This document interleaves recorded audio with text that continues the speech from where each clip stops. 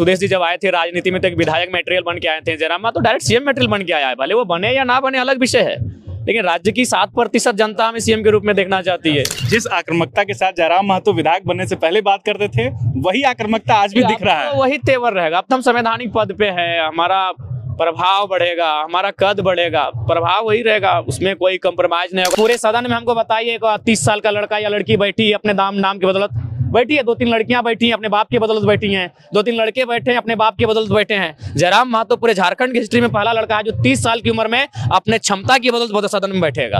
आक्रामकता लेकिन जयराम जी बढ़ते जा रहेगी। निर्मल महतो के शहादत से झारखंड राज्य बना है। अगर यहाँ गोली नहीं लगे तो झारखंड राज्य नहीं बनता, और उसी जगह से हम आते हैं। आक्रामकता रहेगी, मेरे रग रग में रहेगी। करीब 10 से 15 सीटें ऐसी हैं जयराम जी जहां पर बीजेपी को नुकसान हुआ है, और उसका ठीकरा अब जो है आप पर फोड़ा जा रहा है कि जयराम जी कैंची चला दी है कमल में। हम तो कहेंगे कि बीजेपी वालों ने हमें हराया।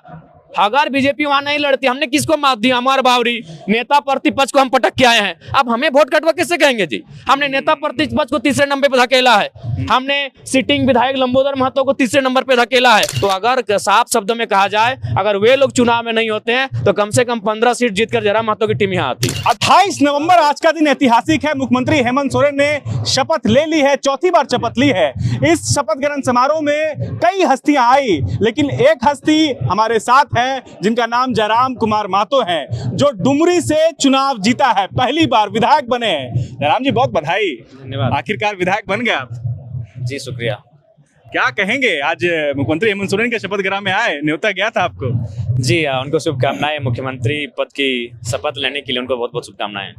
क्या कहेंगे जयराम जी? अब डुमरी की बात कर लेते हैं, आप पर बात कर लेते हैं। क्या उम्मीद कर रहे हैं रिजल्ट को लेकर के? देखिए रिजल्ट को लेकर तो हम लोग आश्वस्त हैं कि डुमरी के अलावा गोमिया, रामगढ़, मांडू लगभग 1 दर्जन सीटों पे हम लोग अच्छा करेंगे, लेकिन वही समय नहीं रहा और सिद्धांत से राजनीति किए। हेलीकॉप्टर को हमने इनकार किया, गठबंधन को हमने इनकार किया, हमने अकेले चुनाव लड़ा, अपने सिद्धांतों से समझौता नहीं किया। नहीं तो अगर थोड़ा सा भी हम कंप्रोमाइज करते तो आज मेरे पास कम से कम 7-8 सीटें होती। तो कहीं ना कहीं राजनीति में कभी कभी लगता है सिद्धांतों से ऊपर उठकर आपको सत्ता के लिए सोचना चाहिए। हम लोग भविष्य में सोचेंगे। इस पूरे चुनाव में जयराम जी, चाहे सत्ता पक्ष हो या विपक्ष हो, सबने जेएलकेएम को हल्के में लिया। लोग ये नहीं उम्मीद कर रहे थे कि जेएलकेएम 12 लाख वोट ले आएगा विधानसभा चुनाव में।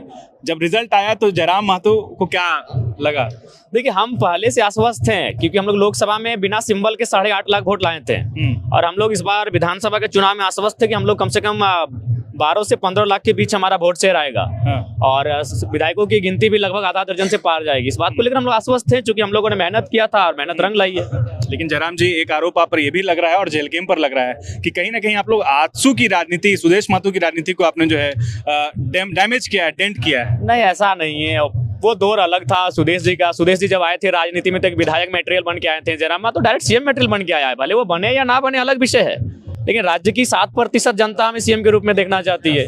जो परसेंटेज आपका बाबूलाल मरांडी जी का और चंपई सोरेन जी का, आज कल्पना सोरेन जी का वो परसेंटेज नहीं है। तो जयराम महतो का अलग मटेरियल है, सुदेश जी अलग मटेरियल थे। वो विधायक बन के करियर की शुरुआत किए थे। जयराम महतो डायरेक्ट राज्य का चेहरा बन के करियर की शुरुआत कर रहा है। जिस आक्रामकता के साथ जयराम महतो विधायक बनने से पहले बात करते थे, वही आक्रामकता आज भी दिख रहा है। वही तेवर रहेगा। अब तो हम संवैधानिक पद पे है, हमारा प्रभाव बढ़ेगा, हमारा कद बढ़ेगा, प्रभाव वही रहेगा, उसमें कोई कंप्रोमाइज नहीं होगा। जिस कैरेक्टर के साथ हमने चुनाव को जीता है, उसी कैरेक्टर से हम सदन में बैठेंगे। जयराम जी, आपका जो बैकग्राउंड रहा है वो बहुत ही एक तरह का कहे पुअर रहा है, मतलब आप बहुत ही 24 सालों की झारखंड की राजनीति में पहला चेहरा आया है। भले लोग उसको आलोचना करें चाहे जो करें, लेकिन स्वागत करना चाहिए था। परिवारवाद और पूंजीवाद से हटकर कोई लड़का आया है जो अपने दम पर 2 सालों के संघर्ष से उसने पहचान बनाई है। बाकी अब नया नाम हमको बताइए ना, इस पूरे सदन में हमको बताइए 30 साल का लड़का या लड़की बैठी है अपने नाम की बदौलत बैठी है, 2-3 लड़कियां बैठी हैं अपने बाप की बदौलत बैठी हैं, 2-3 लड़के बैठे हैं अपने बाप की बदौलत बैठे हैं। जयराम महतो पूरे झारखंड की हिस्ट्री में पहला लड़का है जो 30 साल की उम्र में अपने क्षमता की बदौलत सदन में बैठेगा। उस शख्स का नाम जयराम महतो है। जयराम महतो को गुमान है या विश्वास है, ओवर कॉन्फिडेंट है? अपने संघर्ष में विश्वास, हमने संघर्ष किया है, हमने 12 बीमारियों को पार किया है, हमने चुनौतियों का सामना किया है, हमने गठबंधन को अस्वीकार किया है, हमने डिप्टी मुख्यमंत्री के पद तक को स्वीकार किया, हमने राज्यसभा के ऊपर को स्वीकार किया है। क्यों ना गुमान करें भाई? विराट कोहली का एक स्टेटमेंट था कि हम अपने प्रदर्शन पे क्यों ना नाच करें। हम 2 बजे रात को प्रैक्टिस करते हैं, लोग 8 बजे रात को जाके सो जाते हैं। तो अगर हमने प्रदर्शन किया है और अपने प्रदर्शन पे गर्व ना करें तो निकम्मे लोग भी हमारी बराबरी करेंगे। करीब 10 से 15 सीटें ऐसी हैं जयराम जी जहां पर बीजेपी को नुकसान हुआ है और उसका ठीकरा अब जो है आप पर फोड़ा जा रहा है कि जयराम जी कैंची चला दी है कमल में। बीजेपी की खामियां हैं। हम तो कहना चाहेंगे कि ये हमारे आदरणीय जो हेमंत बिस्वा जी बहुत टैलेंटेड पर्सन है। उन्होंने पंचायत अध्यक्ष रूट के गए, उनको मनाने घर पहुंचे। निरंजन राय एक निर्दलीय प्रत्याशी को मनाने घर पहुंचे। जब आपको इतनी बारीकी चीजें दिख गई तो आपको 1932 का खतियान क्यों नहीं दिखा? आपको सरना धर्म कोड की मांग क्यों नहीं दिखी? आपको कुर्मियों का रेल टेका आंदोलन क्यों नहीं दिखा? आपको छात्र क्यों नहीं दिखे? जब आपने मामूली चीजों को हेमंत बिस्वा जी ने देखा, उनको मनाने के लिए घर गए, एक पंचायत अध्यक्ष से मिले, उनके पास इतना टाइम था, तो आपने झारखंड के मुद्दों को क्यों नहीं रीड किया? आप खुद दोषी हैं। हम तो कहेंगे कि बीजेपी वालों ने हमें हराया। अगर बीजेपी वहां नहीं लड़ती, हमने किसको मात दी? अमर बावरी नेता प्रतिपक्ष को हम पटक के आए हैं। अब हमें वोट कटवा किससे कहेंगे जी? हमने नेता प्रतिपक्ष को तीसरे नंबर पे धकेला है। हमने सिटिंग विधायक लंबोदर महतो को तीसरे नंबर पे धकेला है। हमने रविंद्र पांडे 5 बार के सांसद को पानी पिलाया है बेरमो में, हमने उनको तीसरे नंबर पे धकेला है। जबकि आप आजसू, जेडीयू और बीजेपी गठबंधन है, जयराम महतो अकेले लड़ रहा है। तो अगर साफ शब्दों में कहा जाए, अगर वे लोग चुनाव में नहीं होते हैं तो कम से कम 15 सीट जीतकर जयराम महतो की टीम यहाँ आती। बीजेपी के नेता ये बोल रहे हैं कि आप लोग बी टीम है जेएमएम के। इतना पैसा कहां से आया चुनाव लड़ने का? इतनी गाड़ियां कहां से आई? चलिए हम अपना अकाउंट सार्वजनिक करेंगे।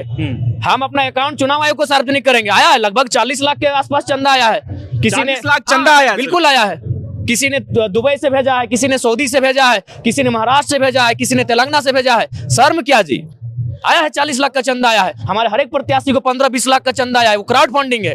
हम तो कॉर्पोरेट की फंडिंग से नहीं आया है। हम तो टाटा बीसीएल की दलाली लेके नहीं आए हैं। हम जनता के पैसे से आए हैं और छाती ठोक के जनता के लिए बात करेंगे।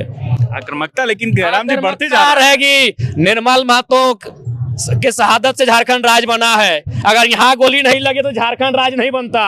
और उसी जगह से हम आते हैं। आक्रामकता रहेगी, मेरे रग रग में रहेगी। डुमरी की जनता के लिए क्या सोच रहे हैं? क्या विजन है? रोडमैप क्या है? क्या ब्लूप्रिंट तैयार? डुमरी की जनता का रोडमैप अब विधायक का है, क्योंकि हम लोग तो राज्य को नेतृत्व करने के लिए आए थे। एक विधायक के रोडमैप के हिसाब से जो वहाँ की सुविधाएं होंगी, जो वहाँ के समस्याएं होंगी, उनका निदान के लिए हम लोग आगे बढ़ेंगे।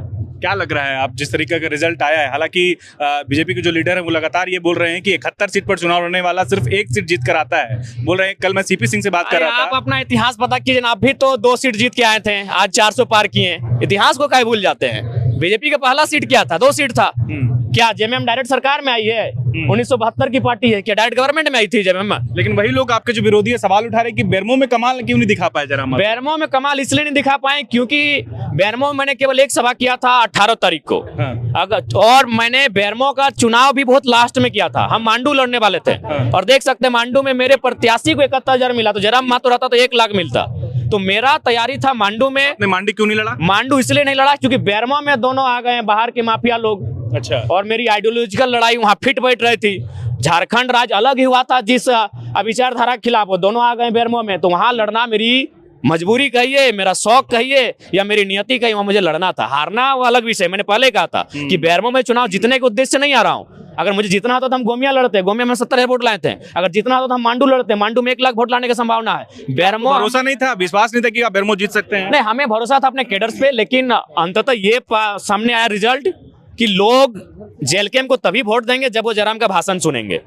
और अगर मेरा भाषण नहीं सुन पाएंगे तो वोट नहीं करेंगे। तो जाहिर सी बात है हम वहां भाषण दे ही नहीं पाए। मैंने डुमरी के 71 पंचायत में कैंपेन किया। मुझे 94,000 वोट पड़े। बेरमो में मैंने केवल 1 जगह भाषण दिया था, बेरमो करगली मैदान में। अगर वहां मेरे पास समय होता तो बेरमो भी हम जीत जाते, क्योंकि बेरमो में भी हम लोग 60,000 वोट लेके आए हैं और बस 15,000 इधर उधर करना था। अच्छा जयराम जी, जब आप भाषण दे रहे थे, जब आप चुनावी सभा कर रहे थे, तो आपने कहा कि सैलरी का 75% आप लगा देंगे डुमरी की जनता के लिए, या फिर जो जनता आपको जनादेश दी है, आप इस पर अमल करेंगे आगे? अमल है। मैंने ये भी कहा है, आपके चैनल के माध्यम से फिर कहेंगे। जमीन खरीदने की बात मेरा घर पड़ता है धनबाद जिला, और मैंने जिस विधानसभा को जीता है वो गिरिडीह और बोकारो में आता है। मैं वहाँ भाड़े का घर खोज रहा हूँ। मैं वहाँ भाड़े के घर में रहूंगा। इनकी तरह नहीं कि नेमरा से जीत के जाएंगे, दुमगा में प्रॉपर्टी बनाएंगे, रामगढ़ से जीत के जाएंगे, बोकारो में प्रॉपर्टी बनाएंगे। ये जरा, चूंकि आज के डेट में अगर आप आम व्यक्ति की सोचते हैं तो उसकी संपत्ति के बारे में सोचना होगा, इकोनॉमी के बारे में। और इकोनॉमी का अर्थ होता है, सबसे बड़ा इकोनॉमी आपका जमीन से होता है। और इसीलिए मेरा वो स्टेटमेंट कायम है। बहुत शुक्रिया आपका जयराम जी, बहुत बधाई। गोल, जहां 27 वर्षों के सफर में 17,000 से भी अधिक छात्रों ने डॉक्टर एवं इंजीनियर बनकर भरे सफलता की ऊंची उड़ान। जहां साधारण छात्र भी झारखंड टॉपर्स बनकर बना रहे इतिहास। दूरदर्शी शिक्षाविद श्री विपिन सिंह के मार्गदर्शन में मेडिकल एवं इंजीनियरिंग के लाखों छात्रों के लिए आशा की किरण के रूप में goal nations leading institute. thefollowup.in. Like, share, and subscribe. www.thefollowup.in